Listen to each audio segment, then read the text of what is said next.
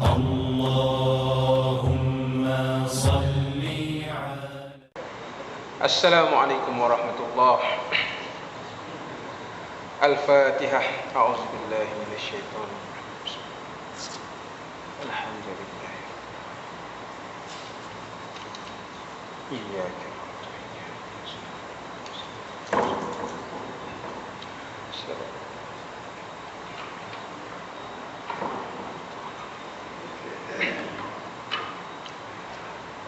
Bismillahirrahmanirrahim. Innal hamdalillah nahmaduhu subhanahu wa ta'ala wa nasta'inuhu wa nastahdihi wa nastaghfiruh wa na'udzu billahi min shururi anfusina wa min sayyiati a'malina.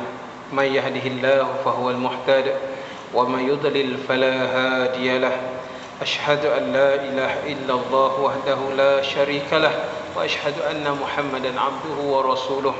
Allahumma salli ala Muhammad wa ala alihi wa ashabihi wa barik wa sallim. La ilaha illa anta subhanaka inni kuntu minaz zalimin. Amma ba'd. Bismillahirrahmanirrahim. Al-hajju ashhurun ma'lumat. Faman farada fihinna al-hajja fala rafasa wala fusuqa wala jidala fil hajj. وما تفعلوا من خير يعلمه الله وتزودوا فإن خير الزاد التقوى واتقون يا أولي الألباب. صدق الله العظيم. Tuan-tuan puan-puan yang dimuliakan oleh Allah Subhanahu wa taala, kita panjatkan rasa syukur kita pada Allah Subhanahu wa taala dengan inayahnya hari ini kita bertemu lagi di bulan haji, di bulan mana orang-orang Islam yang nak menunaikan haji, inilah miqatnya. Miqat ini dipanggil miqat zamani.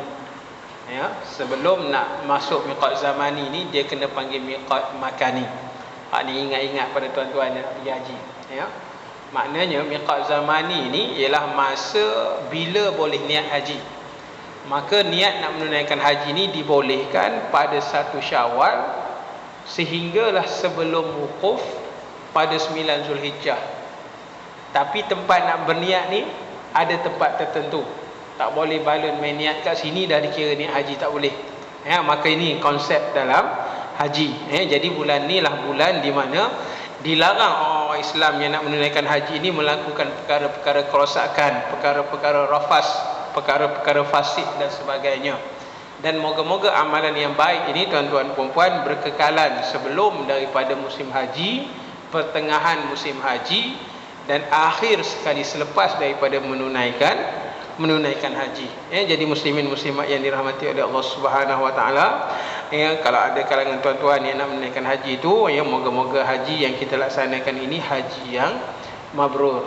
Maka buatlah persediaan menunaikan haji ini dia bukan persediaan kebendaan semata-mata, tapi persediaan kesihatan dan persediaan spiritual, persediaan mental, termasuk juga persediaan ilmu. Jadi kurang-kurang bacalah sejarah-sejarah Mekah, bacalah sejarah-sejarah Madinah, barulah kadang-kadang kita menunaikan haji itu dengan ada sedikit rasa, menepati hal bagaimana baginda sallallahu alaihi wasallam. Sebab tanah Mekah hari ini tuan-tuan memang canggih. Terbaru saya tak tahulah siapa baru balik pergi haji. Haji yang kali akhir bila? Haji Musa, haji tak?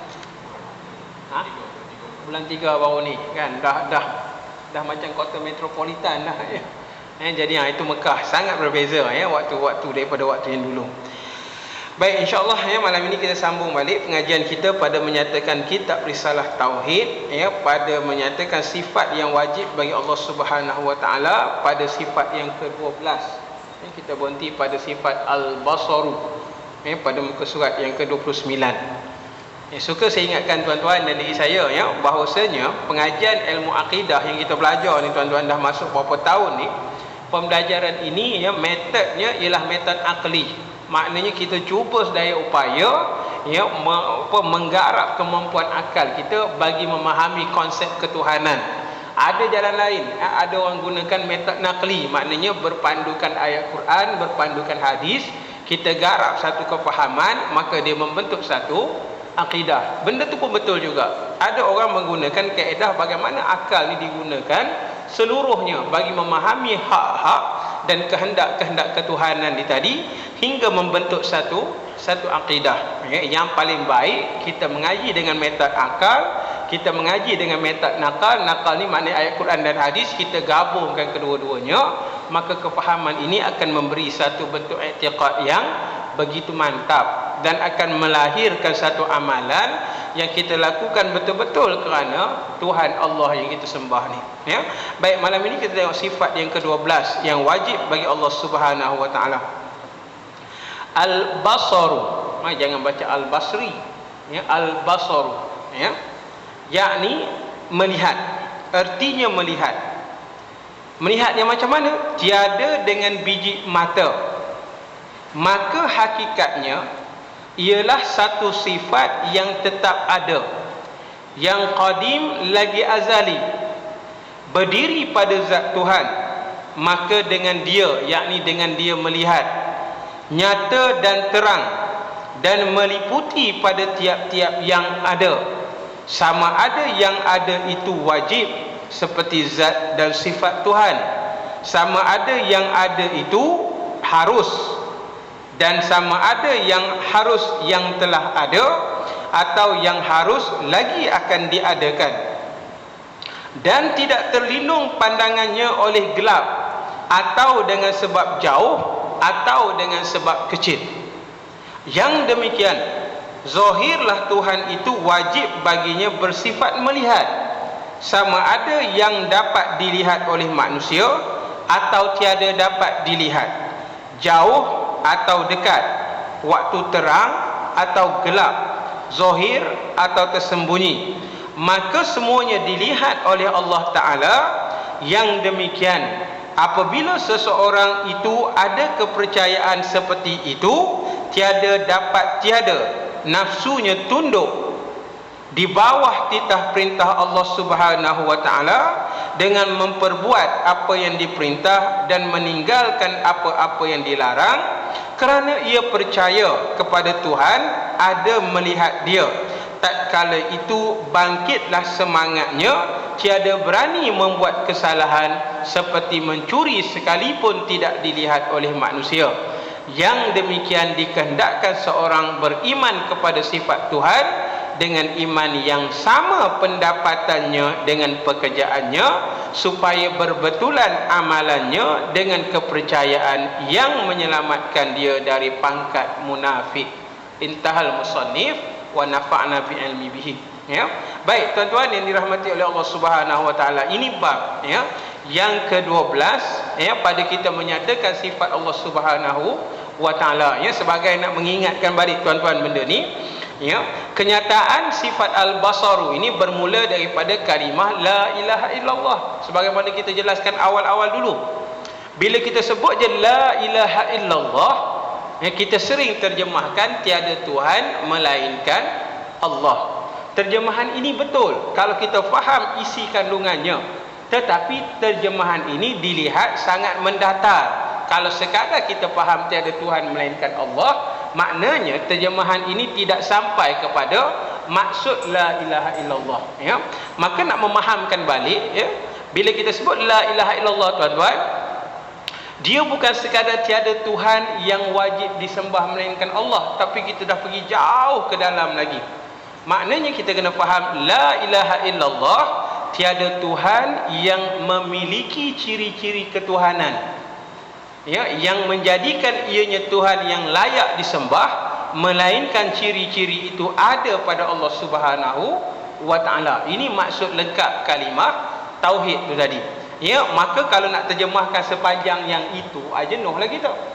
Payahlah, maka diterjemahkan tiada Tuhan melainkan Allah. Nampak kat situ dia punya. Jadi kita duduk dalam itar ataupun dalam lingkungan yang masih ini lagi. Sebab itu tuan-tuan, kalau kita kata tiada Tuhan melainkan Allah secara kepahaman yang mendatar, orang akan tanya kita, betul ke tiada Tuhan melainkan Allah? Berani tuan-tuan jawab, betul ke tak ada Tuhan melainkan Allah? Hari ini kalau tuan-tuan nak pergi ke mana, nak pergi ke Taman Sepadan, ada perayaan apa saya tak tahu. Dia ada payah nampak tadi, yang sebelah kiri tu dekat tempat basuh kereta tu, ada satu kuil. Dia ada bawa, saya tak tahu perayaannya. Tuan-tuan tahu ke? Dia ada bawa macam tokoh banyak disusun macam pertandingan ke apa saya tak tahu. Betul tak lalu belah sana? Takkan tak lalu. Ni kita nak lalu ni kan tempat construction untuk apa kereta api tu. Dia ada buat satu kemah dia susun dalam 11 saya nampak tadi. Tak pasal. Apa nama perayaan tu saya pun tak tahu. Tuan-tuan lepas ni pergi tengok. Saya pun tak tahu, dia susun satu, dia buat macam dia punya temple, depan ni satu kumpulan bawa, dia buat pertandingan apa temple berhias ke saya pun tak tahulah. Lalu kita kereta berhias je kalau ni kok ada tokoh berhias tak tahulah. Kan banyak sungguh tu. Ya, jadi dalam itu ada Tuhan mereka. Maka kalau kita kata tiada Tuhan melainkan Allah, ya, hak tu kita nak panggil apa? Kita memang kata hak tu bukan Tuhan, tapi bagi mereka yang mengakui ia Tuhan, dia masih Tuhan. Sebab tu kalau kita kata Tuhan hang tak ada, dia pun marah. Ya? Hang mana ada Tuhan, hak tu bukan Tuhan. Mana boleh kita kata bukan Tuhan, tetapi dia masih mengatakan ianya Tuhan. Maka di mana titik pertemuan akal ni tadi? Maka di sinilah kita elaboratekan. Maknanya kita cuba jelaskan, dia bukan konsep tiada Tuhan, tetapi sifat-sifat yang kita cuba fikirkan, sifat yang mana melayakkan sesuatu ini menjadi Tuhan. Maka dalam sifat-sifat ini kita cuba kumpulkan ada 13 sifat menurut Al-Maturidi. Kalau menurut Al-Asy'ari ada 20 sifat. Maka dengan 20 sifat ini Allah itu, zat itu layak menjadi Tuhan yang disembah. Ya, maka balik memahaminya tadi, Al-Basaru ini maknanya sifat ini hanya ada pada Allah. Adapun Tuhan yang lain daripada Allah dia tak melihat. Kalau tak percaya boleh test tengok. Kan pokok yang dijadikan Tuhan oleh masyarakat asli animisma, adakah dia boleh melihat? Berhala yang dijadikan oleh penganut-penganutnya sebagai Tuhan, bolehkah dia melihat? Ya, walaupun dia ada mata, tapi mata tu mata yang tak boleh melihat. Tuan-tuan nak curi apa pun depan tu tak jadi masalah. Kan saya ingat dulu saya ada pergi mana? Pergi Riau. Ya, pergi Riau ni tuan-tuan, paling dekat ikut mana? Pelabuhan Melaka. Melaka ada kan? Satu pelabuhan Jeti Melaka. Maka saya daripada Lumut ni naik kereta sampai Melaka pagi. Ya, jadi dalam pukul 6 pagi tu kami pergi solat subuh di masjid tu. Ya, kemudian lebih kurang pukul 6.30 tu bergeraklah pergi ke Jeti. Jeti apa? Saya pun tak ingat apa nama dia. Jeti Melaka. Jeti Melaka apa? Betul. Jadi lepas makan pagi kat situ, ini nak kata berhala tu tak melihat. Ya. Saya duduk tengok seorang apek ni, dia pergi bawa apa tu, dia punya colok, dia pergi bawa buah limau dengan buah pisang. Dia pergi pada rumah hak merah kecil tepi jalan tu, dia ambil limau yang kemarin yang dah busuk, dia ambil pisang yang dah tak elok tu dia buang. Dia buah hak baru. Dia cucuh pula hak baru buat nyamuk tu. Dia pun sembahlah dengan cara dia. Kan dalam hati kita duk tengok buat apa dia sembah. Tapi itulah tuan-tuan kena faham, hidayah ni dia milik Allah. Dia nampak dia buat benda tu tiap hari, tak ada faedah pun. Dia nampak hari-hari lah, 3 hari sekali dia kena tukar buah tu. Dia nampak benda tu, dia melakukan pembaziran depan-depan tu dia nampak, tapi hatinya tak terbuka nak faham benda tu walaupun matanya melihat. Dah selesai dia semayang tu tuan-tuan, dia duduk ujung tu, dia duduk kat kaki lima tu, dia duduk tengok Tuhan dia tu, dia fikir apa saya tak tahu. Tiba-tiba mari seorang tak berapa nak betul. Kan duk kutip sampah sana, duk kutip sampah sini, duk sengih, tunjuk sana, tunjuk sini. Tiba-tiba dia lalu kat rumah merah tu, dia terkejut. Dia kata, saya ingat dia terkejut pasal apa? Kawan tu tegak dia ke apa tak? Rupanya hari tu buah baru. Buah baru. Dia pergi ambil buah tu, pisang tu dia ambil, dia belah kak dia makan, dia campak balik kat situ. Kemudian dia ambil limau, dia nak belah tak apa nak boleh, dia baling limau tu, sekali dia ambil balik hak ni. Apek tu tengah nak marah tu. Kan? Bila dia ambil lagi sekali pisang dia pun, apek tu pergi.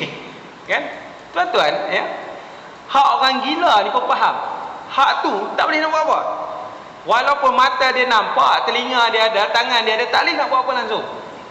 Hak nak marah dia apa? Hak bagi dia makan tadi. Patutnya apek tu duduk dalam rumah merah tu. Dia patut duduk situ pasal dia nak boleh halang.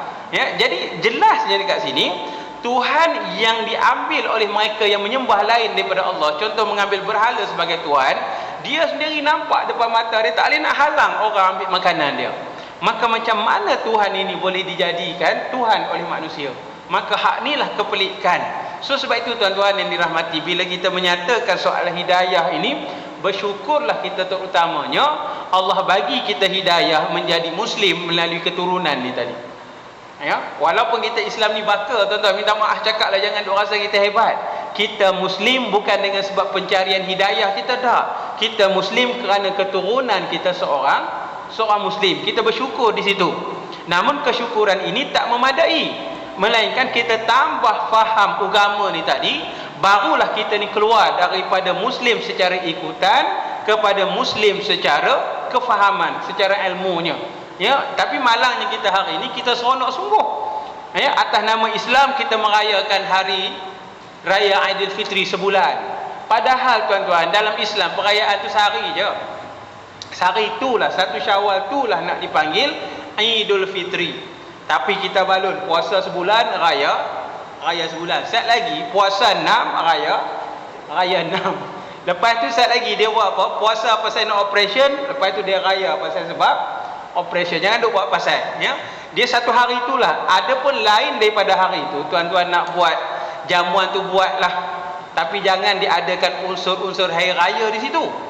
Jangan dibuat lagi bertakbir pada hari raya kedua. Pasal apa? Nak sambut hari raya. Tak. Hak tu dipanggil bid'ah.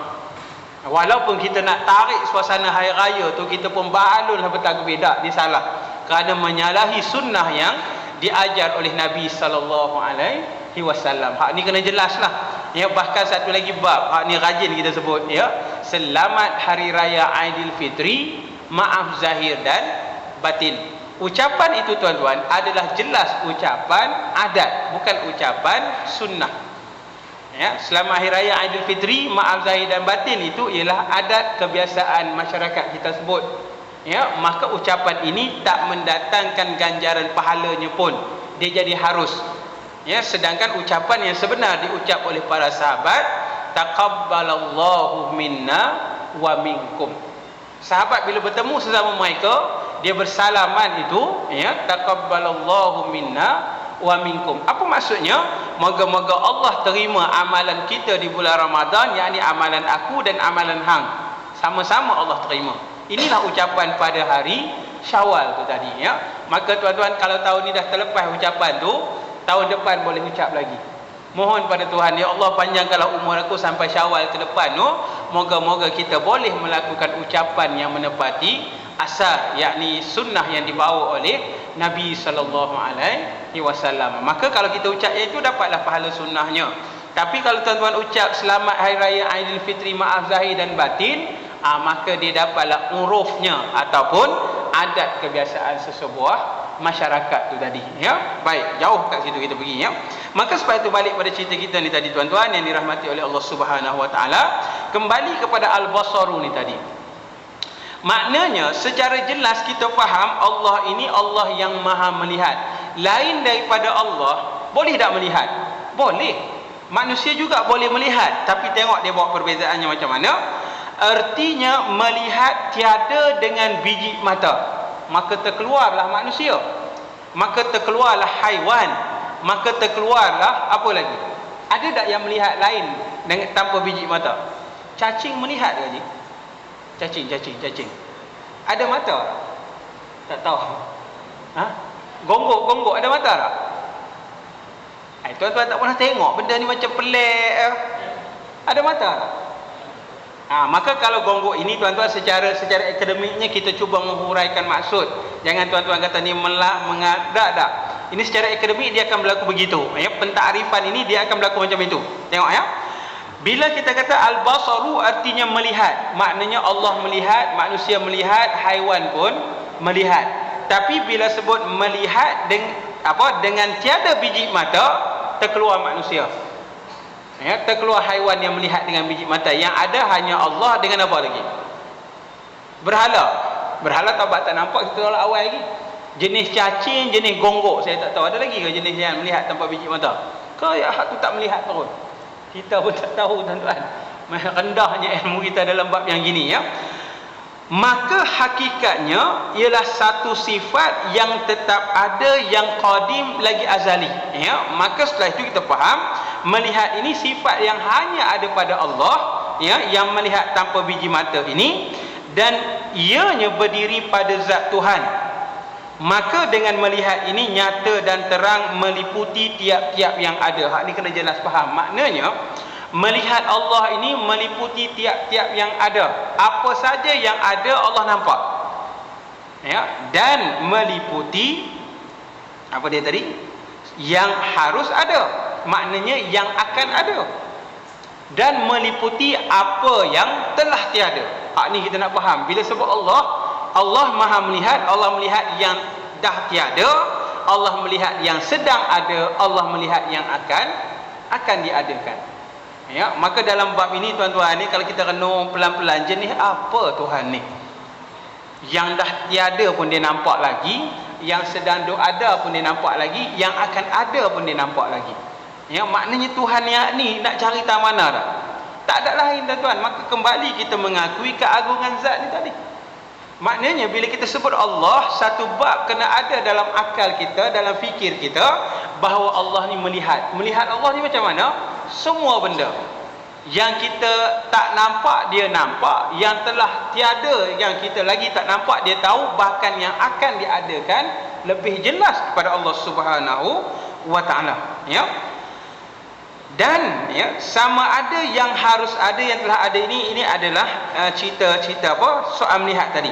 Dan tidak terlindung pandangannya oleh gelap, atau dengan sebab jauh, atau dengan sebab kecil. Tambahan kepada keagungan zat ni tadi, pandangan Allah ni tuan-tuan, dia takkan terhalang dengan sebab gelap.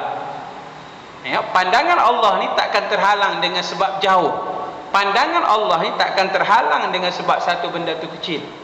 Jadi tuan-tuan, kita duduk tang mana dalam bab pandangan Allah ni? Ya, kita duduk tang mana? Pertama diri kita tuan-tuan. Sebab itu kita mohon pada Allah yang pertama, Allahumma anzur ilaina bin nazrir rahman. Allah, pandanglah kami ini dengan pandangan rahmat-Mu ya Allah. Allah, pandanglah kami dengan pandangan keampunan-Mu ya Allah. Allah, pandanglah kami dengan pandangan kasih-Mu ya Allah. Kita minta kerana Allah melihat kita ni tuan-tuan setiap masa, sama ada saat lagi kita tidur gelap, ataupun saat lagi kita berada dalam ruang yang sangat kecil, ataupun saat lagi kita ada di mana-mana tubuh kita hancur ni pun, dia duduk dalam itar ataupun dalam pandangan Allah Subhanahu wa taala. Maka kita nak lari tang mana lagi? Ya, kita nak lari tang mana lagi? Sebab itu kalau kita bicarakan balik konsep fitrah ni tadi tuan-tuan, ya, saya mengulang ni banyak kali ya, sebab ramai sangat orang buat lagi hari raya. Saya bukan kata salah ya, merayakan Aidilfitri ini tuan-tuan ni. Kenapa kita merayakannya? Perlu kita jelaskan ya. Sebenarnya tuan-tuan, bila kita sebut fitrah kat sini ya, Aidul Fitri itu ataupun Aidul Fitri itu ialah dua maksud yang hampir sama. Pertama, bila kita sebut Aidul Fitri, maknanya kembali manusia kepada fitrah. Bila kita sebut Aidul Fitri, manusia itu merayakan fitrah. Ya, dia beza besar. Aid maknanya kembali, Aid maknanya merayakan. Bila kita kata Aidul Fitri, kembalinya manusia pada fitrah. Apa dia fitrah? Fitrah ini tuan-tuan asal kita dijadikan. Ya, maknanya fitrah ini bersih, fitrah ini suci. Dalam maksud Aidul Fitri, maknanya Allah kembalikan kita ni bersih dan suci daripada noda dan dosa. Setelah mana? Setelah kita bermujahadah di bulan Ramadan, 30 hari itu, 29 hari itu kita mujahadah sungguh-sungguh. Kita berpuasa kerana Allah, kita bertarawih kerana Allah, kita bersedekah kerana Allah, ya, kita buat apa lagi? Bersahur kerana Allah, kita berbuka kerana Allah, kita mohon keampunan daripada Allah setiap malam di bulan Ramadan. Maka natijahnya ya Allah bagi keampunan. Maka Aidul Fitri maksudnya apa? Kita kembali bersih daripada noda dan dosa setelah permohonan kita ni diterima oleh Allah Subhanahu wa taala. Adapun Aidul Fitri, kita merayakan fitrah. Maknanya seronoknya kita apabila Allah bebaskan kita daripada dosa. Maka kita bertakbir pada Allah, kita membesarkan Allah, kita mengagungkan Allah Subhanahu wa taala pada hari raya tersebut dengan lafaz-lafaz takbir yang penuh semangat. Ya, maka dengan sebab itulah tuan-tuan, ya, kita hidup dalam bulan Syawal ini, kita cuba sedaya upaya mungkin untuk apa? Untuk kekal bebas diri kita, bersih daripada sebarang kesalahan, bersih daripada sebarang dosa. Dia tak perlu tunggu apa? nisfu Sya'ban kan, bertukar kitab, tak payah tunggu hak tu. Ya, Syawal itu telah membersihkan diri kita daripada noda dan dosa. Maka tugas kita hari ini tuan-tuan, dah masuk 21 Syawal ini, cuba nak mengekalkan diri kita ni bersih sungguh-sungguh daripada dosa setelah Allah mengampunkan kita. Maka sebab itulah kekuatan di bulan Ramadan itu masih diperlukan lagi di bulan Syawal, nak masuk Zulqa'dah, nak masuk Zulhijjah, nak masuk Muharram, masih harus kita perlu pertahankan amalan-amalan di bulan Ramadan yang lalu. Ya, maka inilah tugas yang sukar. Inilah tugas yang sangat-sangat susah. Inilah tugas yang perlukan kepada mujahadah, perlukan kepada tazkirah, perlukan kepada kuliah-kuliah. Moga apa? Moga jiwa kita ini bermotivasi tuan-tuan yang dirahmati. Sebab bulan Ramadan tu cantik dah. Syaitan ini diikat oleh Allah. Bulan Ramadan ni cantik dah. Televisyen pun seolah-olah diikat juga oleh penerbitnya kan. Bagi rancangan-rancangan yang cantik ya. Tapi bila mari je Syawal, ikatan-ikatan ini dilepaskan balik ya, maka pengaruh-pengaruh luar ini lebih kuat nak mencengkam. Ya, kita yang duduk dalam tengah-tengah ni cuba membataskan diri kita daripada melanggar perintah Tuhan, maka ujiannya sangat hebat. Ya, maka sebab itu bila kita bicarakan balik al-basaru ni tadi tuan-tuan, kita nak rasakan pada diri kita yang Allah ni sangat-sangat melihat. Melihat Allah macam mana? Apa saja yang kita buat tuan-tuan. Dalam gelap baik, terang-terang baik. Ya, seorang-seorang baik, ramai-ramai pun baik. Hak ni lah paling payah kita nak kawal diri kita. Ya, apa taknya muslimin muslimat yang dirahmati oleh Allah. Ya, tuan-tuan pun tahu kisah dalam metro, seorang perempuan yang diragut tu. Tak dapat nak diragut tuan-tuan, dikerat tangan. Ya, tak dapat nak diragut, maknanya dia pegang rantai tu tak lepas kot. Dia ambil parang, dikerat tangan. Di Kelantan yang berlaku peristiwa tu. Ya, dalam bulan Syawal, bulan manusia bebas daripada dosa, dah ada dah perilaku-perilaku yang sampai begitu sekali keadaannya. Ya, muslimin muslimat yang dimuliakan oleh Allah. Kalaulah mereka ni kan faham erti al-basaru ni tadi. Maknanya beriman dengan Allah dengan nada ilmunya tadi, dia tak buat kerja-kerja macam itu. Sebab itu kata Nabi SAW dalam satu bab, ya, kata Nabi apa? La yazni zani hina yazni fahuwa mu'min. Wala yasriku sariku hina yasriku fahuwa mu'min. Wala yashribu syaribal khamra hina yashribu fahuwa mu'min. Kata Nabi, seorang penzina takkan berlaku zina ketika mana imannya penuh pada Allah Subhanahu wa taala. Seorang mencuri takkan mencuri ketika imannya penuh pada Allah Subhanahu wa taala. Seorang peminum arak takkan minum arak ketika imannya penuh. Makna iman yang penuh ini iman yang disertai dengan penuh kefahaman, penuh penelitian ya tentang Allah Subhanahu wa taala. Dia takkan berlaku. Tapi hari ini hak tu jugalah yang mencuri, hak tu jugalah yang menyembah Allah. Bahkan tuan-tuan minta maaf cakaplah, kadang-kadang orang mencuri ni pun dia ada japi serapahnya. Kan macam kita kan, tuan-tuan ada. Kalau bawa kereta rasa tak berapa nak lepas rod blok, selalu baca apa? Wa ja'alna min baini aydihim saddan wa min khalfihim saddan fa'aghshaynahum fahum la yubsirun. Kita tiup kat polis tu, minta maaf kalau tuan-tuan ada jadi polis, selalu kena jampi tu. Apa? Wa ja'alna min baini aydihim sadda, kami jadikan antara kami dengan mereka dinding biar mereka ni tak nampak. Wa min khalfihim sadda, dan belakang pun dinding. Apa tahu? Fa'aghshaynahum, maka ditutup pandangan mereka, fahum la yubsirun, maka depa tak nampak aku tengah bawa kereta. Kan poli duk kena jampi tu, dia tak tahu poli pun ada jampi dia juga. La yudrikul absar wa huwa yudrikul absar wa huwa latiful khabir. Tak boleh mengelak mereka daripada pandangan aku, yang memberi pandangan ni Allah Tuhan yang maha latif, maha khabir, yang penuh dengan pengetahuannya. Kita baca jampi tu, polis pun baca jampi tu, maka dia tahan kena. Ya, jadi tuan-tuan, dalam bab yang begini kan, masing-masing menggunakan bab ini untuk apa? Kan yang buat salah pun guna juga ayat ni. Hak nak buat betul tak ada masalah lah. Bahkan tuan-tuan lagi dahsyat ya, ini dalam bab jangan berlaku lah ya. Ini saya tengok di mana, di satu kedai makan. Orang yang nak baca nombor, yang nak tengok nombor tuan-tuan, Allahu Rabbi ya Karim, sahabat utusan hak belakang kan ada 4 digit tu, dia lipat 2 ni, dia keluar daripada poket ni, letak tepi ni. Bismillahirrahmanirrahim. Tarik pelan-pelan. Bismillah, bismillah, bismillah. Dia punya bismillah ni tak putus-putus. Bismillah terkeluar satu. Alhamdulillah. Satu. Oh, yang kawan lain tepi ni dah ni. Dah apa? Dah berkerumun tu. Baca lagi. Baca lagi. Hak tepi-tepi ni pun nak merasa juga nak dapat. Bismillah, bismillah, bismillah. Hak angkat tangan berdoa ni dah tuan-tuan. Bismillah, bismillah. Tu dia kena lagi. Alhamdulillah. Baca lagi. Sampai hak nombor 3. Hak nombor 4 tak kena. Allah dia kata. Tuan-tuan, ya. Orang macam ni ada. Maksudnya Tuhan ni, Allah yang disebut ni, sepanjang masa dia sebut, tapi dia tak tahu hak mana satu seharusnya dia faham dalam bab yang begini. Ya, dia janganlah janganlah dalam bab nak buat jahat ni tuan-tuan kita seru nama Allah.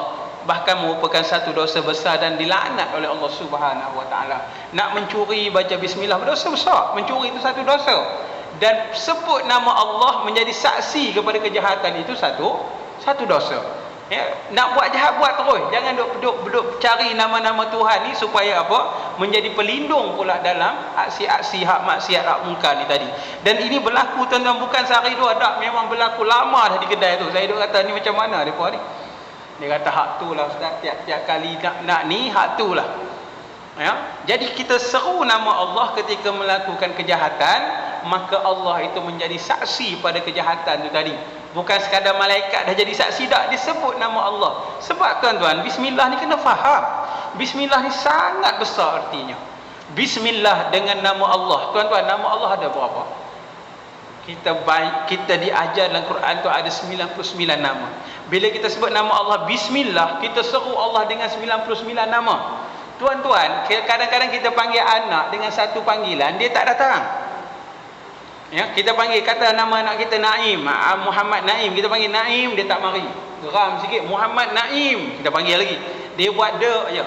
Muhammad Naim bin Ahmad. Tu nak marah tu. 3 ni kita panggil tuan-tuan, dia main tak? Dia main. Pasal dia tahu kalau kali pertama ni panggil manja gini, Naim main sat. Dia buat clean dia. Muhammad Naim main kejap.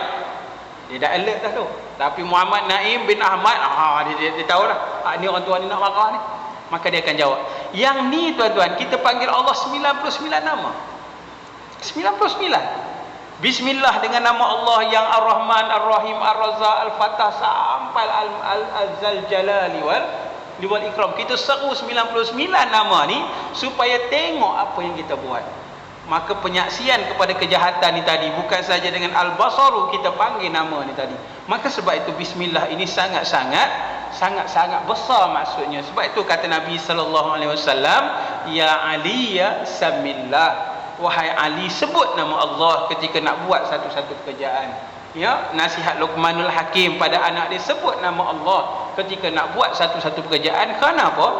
Seluruh 99 nama Allah itu kita bawa dalam perbuatan kita, maka satu daripada 99 itu mungkin merupakan pintu keberkatan yang Allah sampaikan pada kita. Maka sebab itu setiap amalan yang baik kita mulakan dengan bismillah, dan ditambah kefahaman kita bahawasanya Allah ini Al-Basaru, Tuhan yang maha melihat. Maka kita terkepung dengan yang ini tuan-tuan.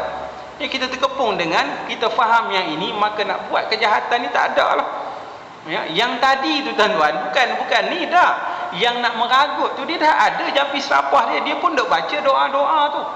Tapi kenapa digunakan ni untuk melakukan kerja-kerja maksiat, kerja-kerja jenayah ni tadi? Hak ni kita tak faham. Sebab apa? Mereka ini menyembah Allah atas nama Allah, bukan atas ilmu, bukan atas kefahaman ni tadi. Ya. Baik. Yang demikian, ya, dengan kita bicarakan tadi, zahirlah, yakni jelaslah Tuhan itu wajib baginya bersifat melihat. Ya, maknanya sesuatu yang harus menjadi Tuhan, dia mesti boleh melihat. Ya, okey. Sama ada yang dapat dilihat oleh manusia atau tiada dapat dilihat oleh manusia, Tuhan ni boleh melihat. Sama ada benda yang nak dilihat itu jauh ataupun dekat, dia boleh melihat. Kita tuan-tuan, jauh kita tak boleh nampak dah. Pelik kereta cukup lah, kan? 10 meter tak nampak dah. Dekat sangat pun tak nampak juga. Macam ni. Hari ni dari jauh tuan-tuan semua boleh kata ni botol. Tapi kalau saya bawa mai dekat sampai depan biji mata tuan-tuan, boleh nak tahu apa dia? Boleh nak tahu? Tak tahu. Kerana apa? Kita jauh sangat pun tak boleh, dekat sangat pun tak boleh. Betapa kita ni sangat-sangat lemah, ya, walaupun kita rasa kita ni hebat. Aku setakat benda tu sekali apa? Sekilas ikan apa? Sekilas ikan di laut aku tahu jantan betinanya. Cuba test tengok.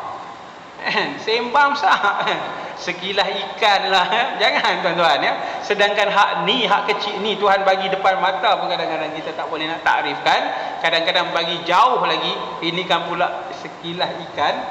Amboi kan. Jadi sebab tu kan, nak bersembang ni tuan-tuan, ingatlah Tuhan sama. Ya, ini kalau sembang besar sampai gitu sekali, ya. Baik. Sama ada waktu melihat itu terang ataupun gelap, bagi Allah sama je, ya, zahir ataupun tersembunyi, maka semuanya dilihat oleh Allah Ta'ala.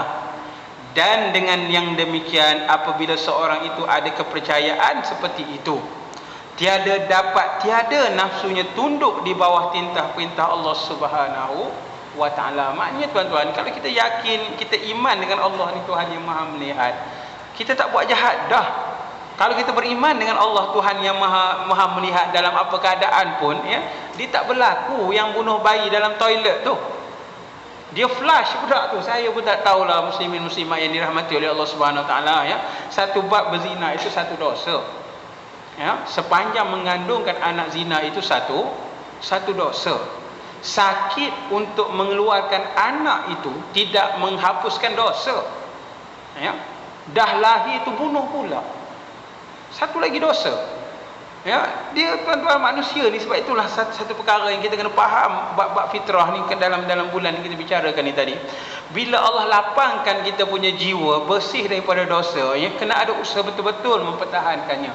Sebab dosa ni akan membantu, ya, akan menambahkan lagi dosa yang kedua, dosa yang ketiga. Sekali hati kita ni, ya, tertitik dengan titik-titik hitam dosa, maka titik ni akan mudah untuk bertambah. Macam mana seorang manusia ni tuan-tuan, saya pun tak faham dah. Kita tuan-tuan usah kata anak kucing hak kena langgar tepi jalan hak apa? Hak mengetak apa? Melupa tu pun kan kita tengok kesian. Hak ni dia boleh ambil budak dia boh dalam tu, dia flush. Hidup bukan mati. Berdasar menyatakan budak ni mati akibat kelemasan. Ya, maknanya dia flush tu, kepala tak lepas. Kepala tak boleh nak masuk terus dalam corong tu. Sebab dia apa tu? Dia bengkok, dia memang tak lepas. Kaki tu mungkinlah lembut, dia duduk ikut, tapi kepala tak lepas. Akhirnya dia pun pecahkan apa? Tu dia punya mangkuk tu, keluarlah bayi tu. Mati dengan sebab lemas. Ya, yang kita tak fahamnya kan, jiwa kemanusiaan tu tak ada, ya? Langsung tak ada. Panik ke takut ke, tapi sekurang-kurangnya tuan-tuan, manusia ni atas nama manusia dia akan lahir satu rasa dalam hati. Maka orang-orang inilah yang disebut oleh Allah Subhanahu Wa Taala, wa izal mau'udatu su'ilat bi ayyi zambin qutilat. Dan apabila bayi-bayi yang dibunuh ini tadi mula bangkit bertanya balik, bi ayyi zambin qutilat, dengan dosa apa kami ni dibunuh? Jawablah yang orang yang melakukan dosa-dosa yang begini. Jawablah orang yang menganiaya orang. Jawablah orang yang membunuh orang. Dengan dosa apa mereka ni dibunuh? Dengan sebab apa dia dibunuh? Dahlah dilahirkan satu keadaan, dibunuh dengan jalan yang macam itu satu keadaan, ya. Sampai hari ini tuan-tuan, kita dah sukar nak percaya manusia ni dah sampai begitu tahap kebidatangannya. Sebab itu bila Allah berfirman, kata Allah apa? Laqad khalaqnal insana fi ahsani taqwim thumma radadnahu asfala safilin. Dia kat situlah, ya, kami jadikan manusia itu sebaik-baik kejadian, dengan fizikalnya pun fizikal yang cantik dan baik berbanding dengan makhluk yang lain, ya, dengan akalnya yang boleh mengangkat martabat dia lebih hebat daripada seorang malaikat. Summa radadnahu asfala safilin. Tapi bila dia buat kerja-kerja kotor ini, bila dia ingkar akan perintah Tuhan, radadnahu, kami kembalikan dia, kami letakkan dia asfala safilin, ya, pada kedudukan yang rendah dan paling rendah.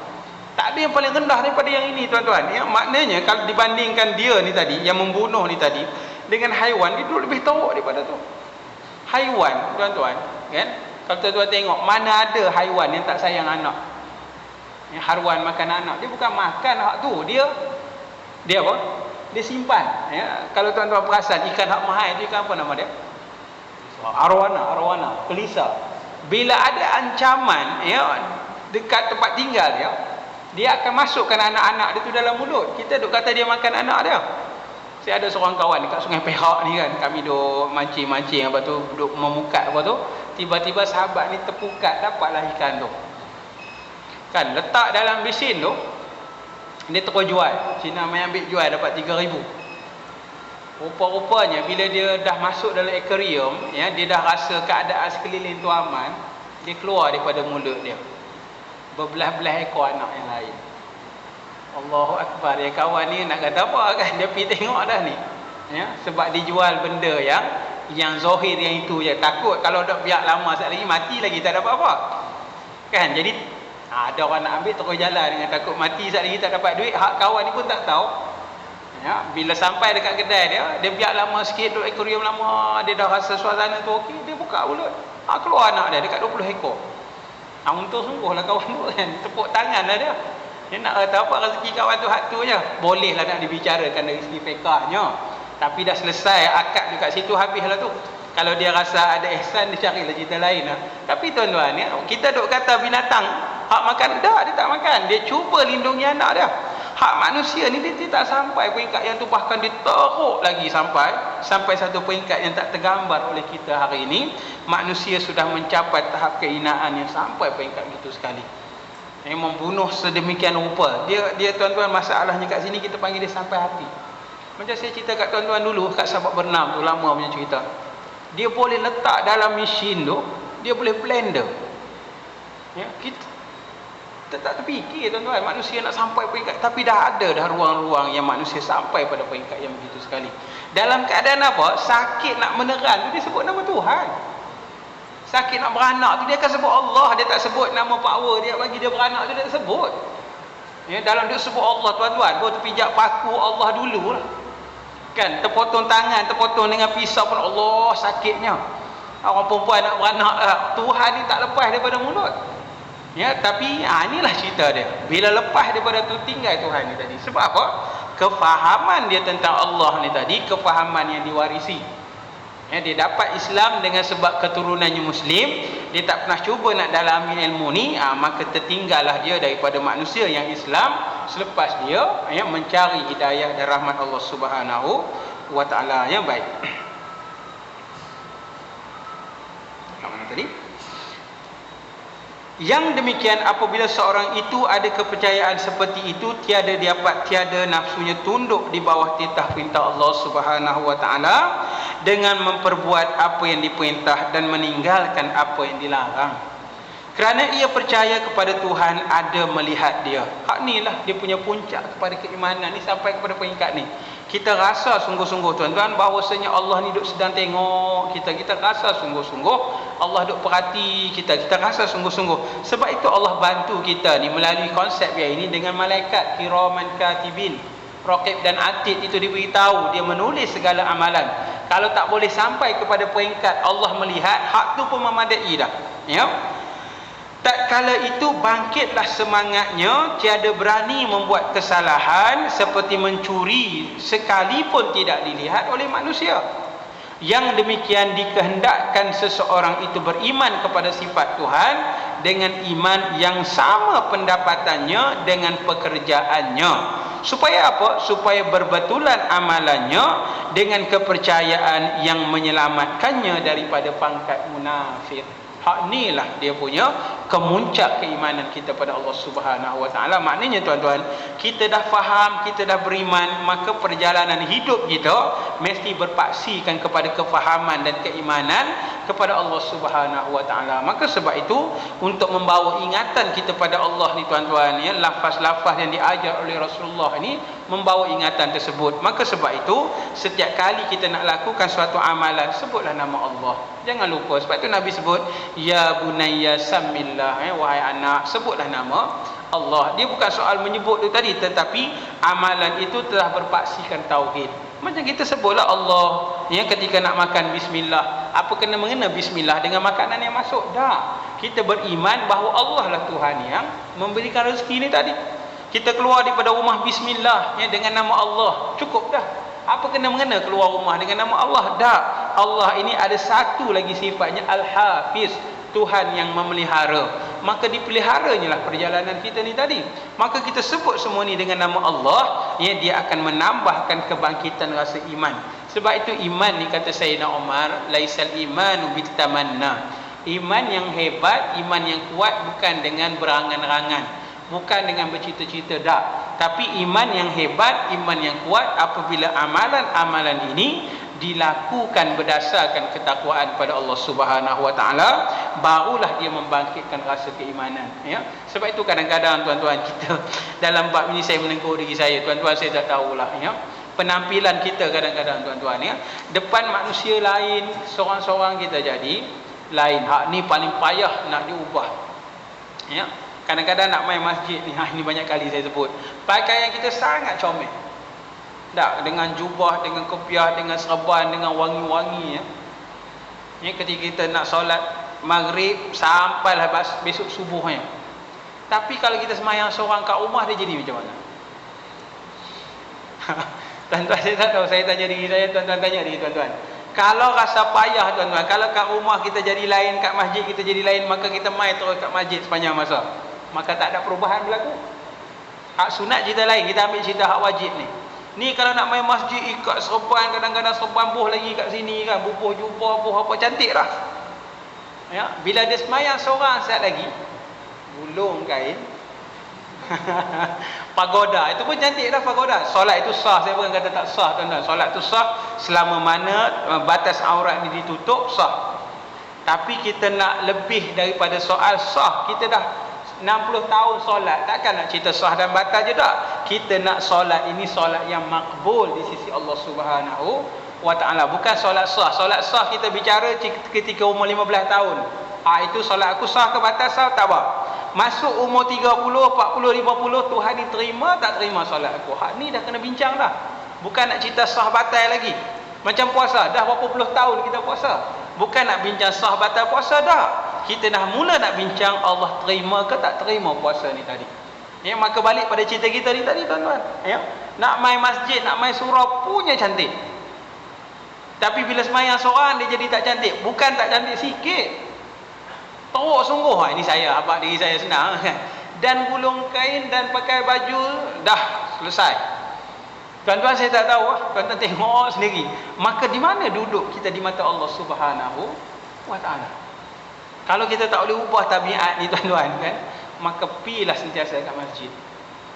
Waktu zuhur ke, asar ke, maghrib ke, isyak ke, subuh, pi dekat masjid. Maka tak timbul soal berubah tak berubah tadi. Aku senang, kat rumah aku tak semayang. Teruk sungguh orang tua ni tak semayang langsung kat rumah. Tak, dia semayang semua di rumah Allah ni. Maka selesai dia daripada konflik dalam jiwa ni tadi. Kalau tak selesai tuan-tuan, ya. Ini hebat lagi, tahan lagi kan. Saya duduk kampung ni tuan-tuan, kampung saya ni belah-belah Kuala Kangsar, belah Bekar tu. Mana tuan-tuan pun tak tahu, tak pernah pergi. Kalau ada jadi cikgu sekali mungkin pernah sampai lah, jauh sangat. Atap zinc ni tuan-tuan, dengan tak ada kipas angin, ya. Dia buka tingkap, ikat kain dia sampai kat pusat atas ni, bawah lutut. Allahu Akbar. Peluh meleleh ni. Saya bukan kata solat tu tak sah, tapi kita bukan bincang peringkat solat tak sah dah. Kita nak bincang solat ini makbul ke tidak. Tapi saat lagi bila semai maghrib malam, masuk imam kampung pun sama, dia pergi masjid tu pakai jubah, pakai baju Melayu, pakai serban. Zuhur lain, isyak lain. Tuan-tuan, Tuhan yang dia sembah kat rumah dengan kat masjid tu lain ke Tuhan? Tuhan waktu juga. Tapi kenapa penampilannya berbeza? Kerana ada manusia kat situ. Jadi kita buat dengan sebab manusia tengok ke Tuhan tengok. Hak ni lah tuan-tuan, kita nak renung pelan-pelan. Risau, ya, satu hari nanti kita rasa kita dah hebat sangat, rupa-rupanya dibangunkan oleh Allah kita ni kosong, tak ada apa. Ya, kita risau hak tu. Kita ni nak pergi Mekah ni, kita duk simpan dah, rasanya okey dah haji aku. Ramadan dah main puluh-puluh kali, rasanya okey dah. Semahyang tak pernah tinggal, rasanya okey dah. Ya, tiba-tiba bila kita dibangunkan depan Tuhan kosong. Sampai Allah kata dalam satu hadis qudsi, kamu buat kebaikan itu bukan sebab aku, tapi kerana manusia di keliling kamu, maka ya zabaniyah, ambil dia dan campakkannya ke dalam neraka. Nah, ya kita muslimin muslimat yang dirahmati oleh Allah Subhanahu wa taala, ya. Sebab itulah, ya, sama-sama kita memperbaiki, ya, beberapa keadaan, ya, dalam diri kita ni, ibadah kita ni dan penampilan kita ketika kita beribadah pada Allah Subhanahu wa taala. Jangan pula hak kat rumah tuan-tuan bawa kat sini, ya. Besok malam semua orang pakai pagoda. Hak ni kami kat rumah Ustaz. Lala tu imam pun pagoda mampu khairlah. Jangan buat pasal tu. Yang tu imam pun haya hak ni kat rumah.